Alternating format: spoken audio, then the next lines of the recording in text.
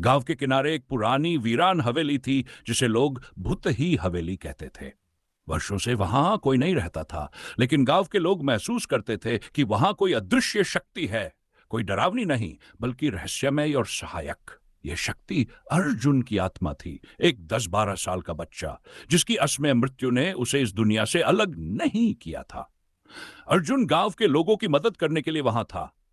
जब भी किसी के खेत को पानी की जरूरत होती, रात के अंधेरे में कोई अदृश्य हाथ खेतों की सिंचाई कर देता।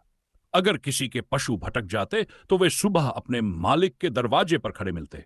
किसी के घर में बीमार व्यक्ति होता तो रात भर उसकी खिड़की के बाहर बैठकर कोई अदृश्य शक्ति प्रार्थना करती और आश्चर्यजनक रूप से वह व्यक्ति अगली सुबह ठीक हो जाता। गांव वाले इस चमत्कार को देवी देवताओं का आशीर्वाद समझते थे, लेकिन यह सब अर्जुन की आत्मा कर रही थी। जब वह जिंदा था तब भी उसका स्वभाव ऐसा ही था। वह अपने माता पिता का इकलौता बेटा था और बहुत मेहनती था। लेकिन एक दिन एक हादसे में उसकी जान चली गई। वह गांव के तालाब में डूब गया और तब से उसकी आत्मा हवेली में भटक रही थी।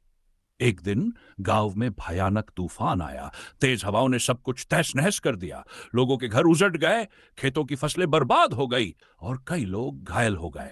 अर्जुन ने अपनी पूरी ताकत लगा दी। वह घरों की टूटी छतों को जोड़ने लगा, खेतों में बिखरी फसलों को सीधा करने लगा और घायल लोगों की देखभाल करने लगा। लेकिन जैसे जैसे उसने अपनी आत्मा की शक्ति का उपयोग किया, वह धीरे धीरे कमजोर पड़ने लगा। उसने आखिरी बार गांव की गलियों में चक्कर लगाया। हर तरफ बर्बादी थी, लेकिन लोग अपने घरों को फिर से बसाने में लगे थे। सब कुछ धीरे धीरे सामान्य हो रहा था।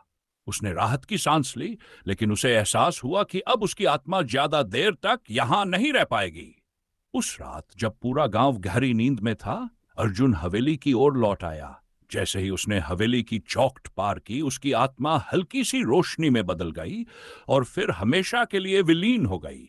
अगली सुबह गांव में एक अजीब सी शांति थी। किसी को नहीं पता था कि अर्जुन की आत्मा हमेशा के लिए जा चुकी थी, लेकिन सभी ने महसूस किया कि अब वह अदृश्य मदद उनके पास नहीं रही। गांव वाले उदास थे, मानो उन्होंने किसी अपने को खो दिया हो। लेकिन उन्होंने यह भी समझा कि अर्जुन की सेवा और त्याग की कहानी हमेशा उनके दिलों में जीवित रहेगी।